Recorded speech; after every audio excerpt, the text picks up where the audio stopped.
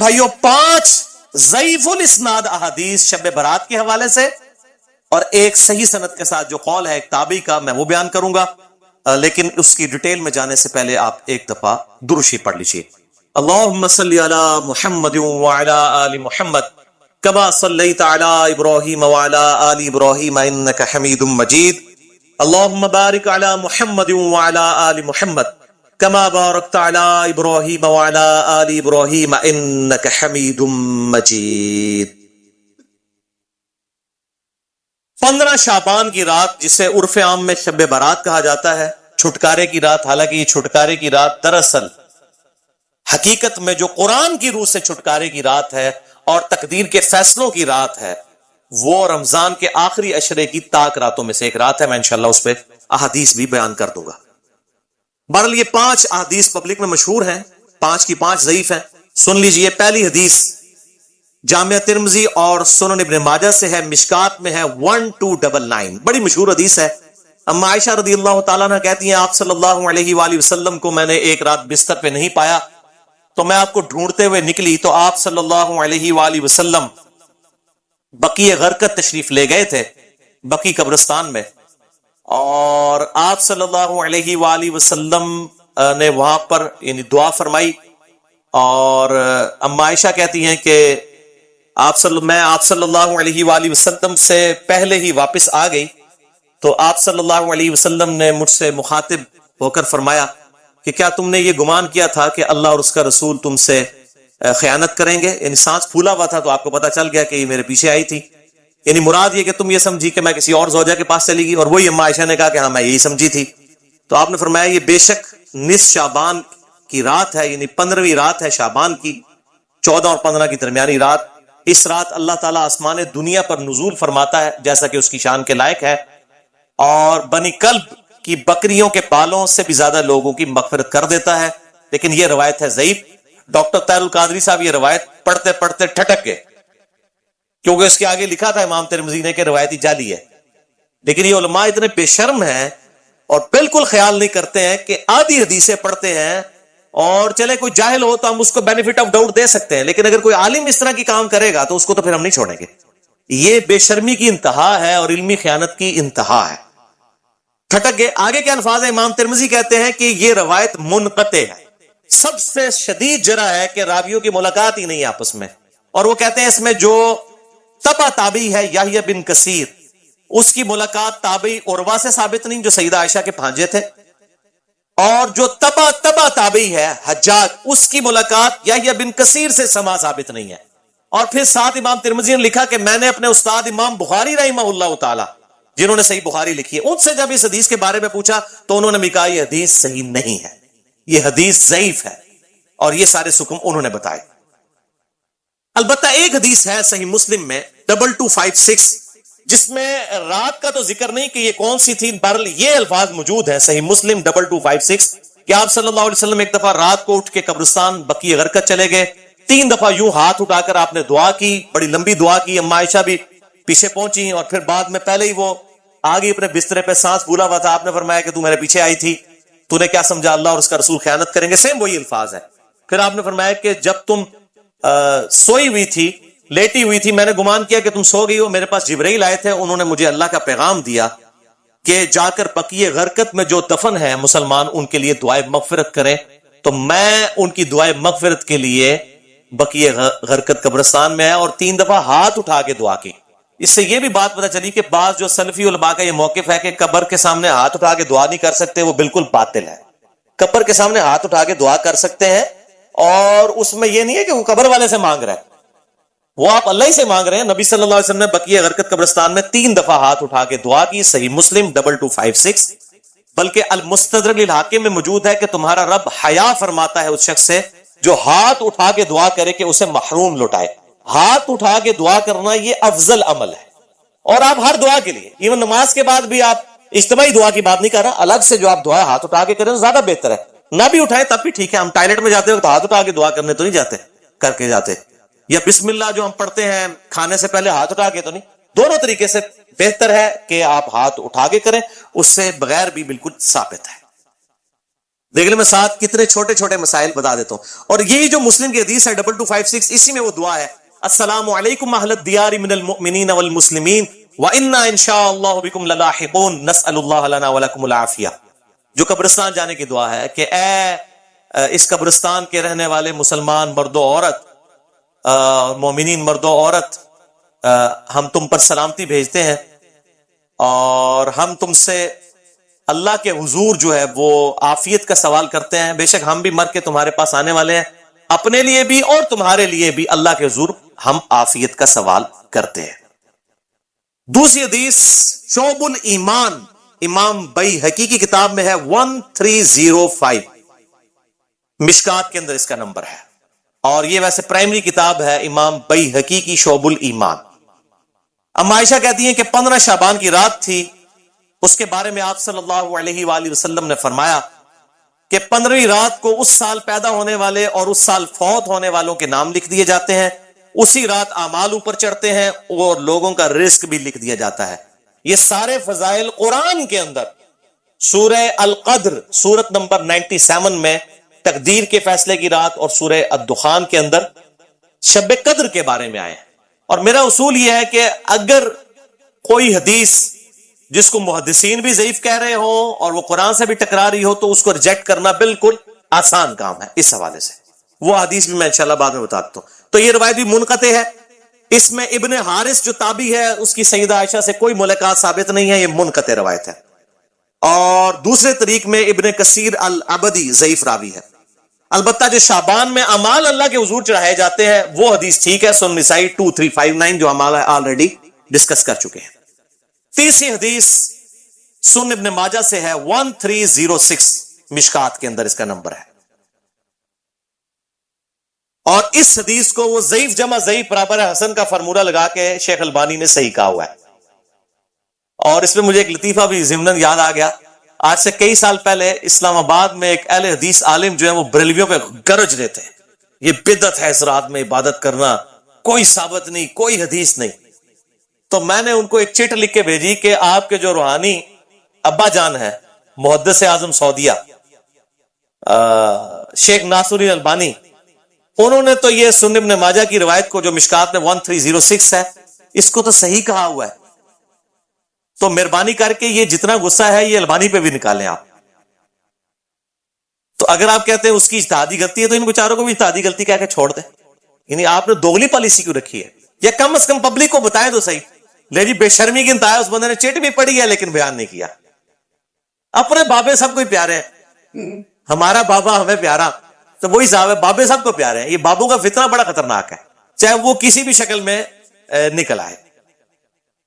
تو یہ مجھے ضمناً بات یاد آ گئی اسی حدیث کے حوالے سے. ابو موسیٰ اشعری رضی اللہ تعالیٰ عنہ کہتے ہیں کہ نبی صلی اللہ علیہ وسلم نے فرمایا بے شک اللہ تعالیٰ شعبان کی 15ویں رات اپنے بندوں پر خصوصی توجہ فرماتا ہے اور تمام مخلوق کو بخش دیتا ہے سوائے نمبر 1 مشرک کے اور نمبر 2 کینہ رکھنے والے کے. یہ انتہائی سخت ضعیف روایت ہے اور اس میں کئی حکم ہے. نمبر 1 زبیر بن مسلم اور عبد الرحمن مجہول راوی ہیں، ان نون راوی ہیں جن کا کوئی یعنی لاپتہ راوی ہیں جن کا کوئی تعارف نہیں ہے. دوسرا ابن لہیہ اور ولید بن مسلم، یہ دونوں مدلس ہیں اور ان سے روایت کر رہے ہیں اور سما کی تصریح کوئی نہیں ہے. اور شیخ زبیر صاحب نے مشکات 1306 کے فٹ نوٹ پہ لکھا کہ اس کی جو سند ہے یہ ظلمات میں ڈوبی ہوئی، یعنی کسی صورت ہی حسن درجے تک نہیں پہنچتی ہے. یہ تو ضعیف میں بھی سخت ترین ضعیف روایت ہے. اور اس میں پھر اب وہ 11,000 وولٹ والی روایت یہاں پہ بیان کر دوں جو کہتے ہیں ہم صحیح اور ضعیف کا فرق نہیں کرتے، اور میری مجبوری ہے، اس کے بغیر یہ دماغ میں ڈرل نہیں ہوتا یہ روایت میں بیان نہ کروں. تو مشکات میں ہے 4902 مسند احمد اور امام بخاری کی الادب المفرد کے حوالے سے. امام بخاری کی بھی ساری حدیثیں صحیح نہیں ہیں، صرف صحیح بخاری کی روایتیں صحیح ہیں. الادب المفرد میں یہ ضعیف روایت ہے. اور اگر ہم وہ ڈاکٹر طارق قاضی صاحب کہتے ہیں ہم امام حنیفہ کے مقلد ہیں، آپ بخاری کے مقلد ہیں، اگر ہم بخاری کے مقلد ہو تو اس روایت کو صحیح مانیں. مشکات میں 4902 ہے کہ جو شخص اپنے جہلی نسب پر فخر کرے تو اس کو پھر تم کہو کہ تم اپنے جہلی نسب پہ فخر کرتے ہو، اسے کہو کہ اپنے باپ کی شرمگاہ کاٹ کے اپنے منہ میں رکھ. نعوذ باللہ من ذالک. اور یہ بات اس سے کنایے سے نہ کرو، ڈائریکٹ کرو. اتنی بےہودہ بات آپ صلی اللہ علیہ وسلم کبھی کہہ سکتے ہیں؟ وَإِنَّكَ لَعَلَىٰ خُلُقٍ عَظِيمٍ. اخلاق کے بلند ترین درجے پہ فائز، اور بخاری اور مسلم کی حدیث کہ آپ صلی اللہ علیہ وآلہ وسلم میں کنواری لڑکیوں سے زیادہ شرم و حیا تھی، وہ اس قسم کی بات کر سکتے تھے؟ اس میں بھی یہی حکم ہے، اس میں حسن بصری مدلس ہیں اور ان سے روایت کر رہے ہیں، اور صحیح مسلم کے مقدمے میں موجود ہے کہ مدلس کی ان والی روایت سماع کی تصدیق کے بغیر ضعیف ہوگی۔ مسئلہ نمبر 36 میرا سن لیں، ضعیف الاسناد اور من گھڑت احادیث کے فتنے کا تحقیقی جائزہ، جسے شوق ہو تو یہ میں نے الزامی جواب پھکی کے طور پہ یہ اینٹی وانم دیا تھا، یہ والی روایت۔ چوتھی حدیث مسند احمد سے ہے، مشکات میں ہے 1307، عبداللہ ابن عمر بن عاص، سیم الفاظ ہیں وہی کہ 15ویں رات کو سب کی مغفرت ہو جاتی ہے، لیکن اس میں الفاظ ہیں سوائے خودکشی کرنے والے کے اور کینہ رکھنے والے کے۔ لیکن اس میں ابن لہیہ جو ہے وہ مدلس، اس میں تو نہیں ہے، ویسے وہ مدلس راوی ہیں، لیکن اس میں ان کی روایت اختلاط کے بعد کی ہے، یعنی جب ان کا حافظہ بگڑ گیا تھا۔ یہ امام حاکم نے المستدرک الحاکم میں کئی روایتوں کو بخاری مسلم کی شرط پہ صحیح کہا ہے، اور بات بھی صحیح ہے کہ بخاری اور مسلم کے راویوں سے وہ حدیثیں ہیں، لیکن ان میں کئی راوی ایسے ہیں، کئی صحابہ بھی ایسے ہیں کہ وفات سے پہلے وہ اپنی حدیثوں کو مکس کر جاتے تھے، حافظہ کمزور پڑ گیا۔ تو اگر راوی ثقہ ہو، بعد میں اس کا حافظہ بگڑ جائے، تو اس کے حافظہ بگڑنے سے پہلی والی روایتیں جو ہوں گی وہ صحیح ہوں گی، بعد والی ضعیف ہوں گی۔ یہ بعد والی ہے کیوں؟ جو راوی ان سے یہ روایت بیان کر رہا ہے اس کی ملاقات ان کا حافظہ بگڑنے کے بعد ہوئی ہے، وہ پہلے کا راوی نہیں ہے۔ اسی وجہ سے امام حاکم کی کئی روایتیں جن کو وہ بخاری اور مسلم کی شرط پہ صحیح کہتے ہیں وہ ضعیف ہو جاتی ہیں۔ یہ میں آپ کو ٹیکنیکل پوائنٹ بتا رہا ہوں۔ وہ حضرت آدم کی توبہ قبول ہونے والا جو واقعہ ہے نبی صلی اللہ علیہ وآلہ وسلم کے وسیلے سے، مسئلہ نمبر 43 میں بھی میں نے بتایا ہے، وہ روایت جو ہے وہ امام حاکم نے تو بخاری مسلم کی شرط پہ صحیح کہا ہے، لیکن وہ روایت تو ضعیف ہے اور سخت ضعیف روایت ہے۔ تو یہ چیزیں خیال رکھی جائیں۔ اور یہاں پہ میں ایک ضمناً اور بات بھی عرض کر دوں کہ یہ اہل تشیع کے ہاں بھی شعبانیہ منایا جاتا ہے 15 شعبان کی رات کو، وہ شب برات نہیں منا رہے ہوتے ہیں، وہ امام محمد بن حسن عسکری کا یوم ولادت مناتے ہیں۔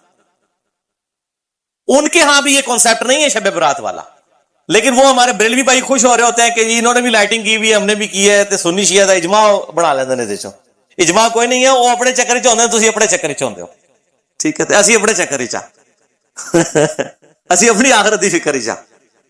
تو وہ امام محمد بن حسن عسکری کا یوم ولادت۔ پانچویں حدیث سنن ابن ماجہ سے ہے، مشکات میں 1308، مولا علی رضی اللہ تعالیٰ عنہ علیہ السلام سے ہے کہ جب شعبان کی 15ویں رات ہو تو آپ صلی اللہ علیہ وسلم نے فرمایا دن کا قیام کرو، رات کا قیام کرو، دن کا روزہ رکھو۔ اب دن کا روزہ الگ سے صحیح مسلم وہ 27 جو 45 نمبر حدیث تھی اس سے ثابت ہے، اس کی وجہ سے میں نہیں، وہ الگ سے، کیونکہ غروب آفتاب سے طلوع فجر تک آسمان دنیا پر اللہ تعالیٰ نزول فرماتا ہے اور کہتا ہے کوئی مغفرت کا طالب کہ میں اسے بخش دوں، ہے کوئی رزق مانگنے والا کہ میں اسے عطا کروں، ہے کوئی عافیت چاہنے والا کہ اسے عافیت دوں، اور یہ سلسلہ طلوع فجر تک حتی مطلع الفجر، وہ جو سورہ قدر میں شب قدر کے بارے میں آتا ہے، یہ وہی الفاظ ہیں۔ یہ روزانہ ہوتا ہے، تہائی رات آخری جب رہ جاتی ہے، بخاری مسلم کے حوالے سے میں حدیث بیان کر چکا ہوں۔ تو 15 شعبان کا روزہ جو ہے وہ معاملہ بالکل الگ ہے۔ اس حوالے سے اور کئی روایتیں ہیں، شیخ زبیر علی زئی رحمہ اللہ تعالیٰ نے ایک پورا مضمون لکھا تھا جو مقالات کی پہلی جلد کے اندر وہ مضمون موجود ہے، جسے شوق ہے تو وہ پڑھ سکتا ہے، 14-15 صفحوں کا مضمون ہے جس میں انہوں نے یہ ساری بحثیں اس کی ضعیف روایتوں کے حوالے سے کی ہیں، اور انہوں نے ہی ایک صحیح قول بھی ایک تابعی کا لکھا، لیکن چونکہ تابعی کا قول مقطوع ہوتا ہے اور تابعی اگر کوئی غیب کی بات کرے گا تو وہ ضروری نہیں کسی صحابی سے سنی ہو، وہ کسی دوسرے تابعی سے بھی سن سکتا ہے۔ صحابی کی غیبی خبر جو ہے نا بیان کی ہوئی وہ امپلائڈ ہے کہ نبی صلی اللہ علیہ وآلہ وسلم سے سنی ہے۔ صحابی کی جو مرسل ہے وہ ایکسیپٹیبل ہے، اسے ہم موقوف روایت کہتے ہیں۔ تابعی کی مرسل ایکسیپٹیبل نہیں، اس کو ہم مقطوع کہتے ہیں، یہ غیبی خبر سے متعلق ہے، لیکن یہ تابعی تک قول ثابت ہے۔ اس کا مطلب یہ ہوا کہ اس زمانے میں بھی یہ مسئلہ موجود تھا۔ مکحول تابعی ہیں شام کے، یہ مشہور تابعی ہیں، اور ان کے بارے میں مشہور ہے کہ اکثر مرسل روایتیں چھوٹے ہوئے باتوں والی بیان کرتے تھے۔ شعب الایمان امام بیہقی کی کتاب میں انٹرنیشنل نمبر کے مطابق 3671 نمبر یہ روایت ہے، وہ کہتے ہیں کہ 15ویں شعبان کو اللہ تعالیٰ زمین والوں کی طرف متوجہ ہوتا ہے 15ویں شعبان کی رات کو، اور کافر اور کینہ رکھنے والے کے سوا سب کو بخش دیتا ہے۔ اب یہ روایتیں اتنی زیادہ ہیں کہ اس کی وجہ سے بعض اہل حدیث علماء کا بھی یہ موقف ہے کہ کچھ نہ کچھ اس کی اصل موجود ہے، اکثر تو نہیں مانتے لیکن کچھ اہل حدیث علماء بھی مانتے ہیں، اور دیوبند بریلوی تو ویسے ہی مانتے ہیں. اور میرا موقف شروع سے جو تھا وہی ہے کہ میں ہمیشہ فتویٰ نہیں لگاتا، خود کرتا نہیں ہوں، کسی پہ فتویٰ نہیں لگاتا. میرا مسئلہ نمبر 44 پرانا بھی سن لیں اور اب یہ نیا بھی آج ریکارڈ ہو رہا ہے. میرا موقف وہی تھا 5 سال پہلے بھی، اور باقی میں خود کیوں نہیں کرتا، جب تک کوئی چیز اتھینٹیکیٹ نہ ہو جائے تو نہیں کرنی چاہیے. یہ اکثر کہتے ہیں نیکی کا کام ہے، خیر ہے کرنے دو جی. لوگ سال کے بعد اگر کوئی نکلی ہے عبادت کے لیے، تو میرے بھائی سال کے بعد لوگ عید کی نماز کے لیے نکلتے ہیں، تو آپ عید کی اذان کیوں نہیں دیتے ہیں لوگوں کو بلانے کے لیے؟ نہیں جی ثابت نہیں ہے. تو کیا ثابت نہ ہوئی تو کیا ہوا، گناہ کا کام تو نہیں ہے، دے دیا کرے اذان. سال بعد لوگوں نے عید پڑھنے کے لیے نکلنا ہوتا ہے. کیجئے الزامی جواب، اینٹی وینم، لاجیکل آنسر. تو کہیں گے نہیں جی ثابت نہیں. بھئی آپ کا تو فارمولا تھا ثابت ہو یا نہ ہو، نیکی کا کام ہے تو کر لیں. تو عید کی اذان دے دیں، جنازے کی اذان دے دیں، کیوں نہیں دیتے؟ کہتے ہیں نبی صلی اللہ علیہ وآلہ وسلم سے ثابت نہیں. ہم بھی یہی کہہ رہے ہیں. اور پھر اس حدیث کو بھی یاد کر لیں جو صحیح مسلم میں 2684 اور مشکات میں 2052 ہے کہ آپ صلی اللہ علیہ وآلہ وسلم نے جمعے کے دن کو اور جمعے کی رات یعنی شب جمعہ کو قیام کے لیے مخصوص کر لینا، یعنی میں نے صرف یہ اسی میں ہی قیام کرنا ہے، اس سے منع فرمایا ہے. اور الا یہ کہ کسی کے روزے پہلے سے چلتے آ رہے ہوں یا کوئی پرٹیکولر روزہ آ جائے، جس طرح 10 محرم کا روزہ آ گیا یا یوم عرفہ کا، وہ رکھ سکتا ہے، اس کے علاوہ نہیں. اور بیسیکلی مقصد تھا مخالفت یہود و نصارہ کی. یہودیوں نے ہفتے کے دن کو مخصوص کیا اور عیسائیوں نے اتوار کو. تو کہیں مسلمان جمعہ ہی نہ پھاڑ لین خالی، اور پھر بھی مسلمان بعض نہیں ہے انہوں نے جمعہ پھاڑ لیا، خیال انہوں نے پھر بھی کوئی نہیں کیا، وَلِعَوْذُ بِاللَّهِ تَعَالَى.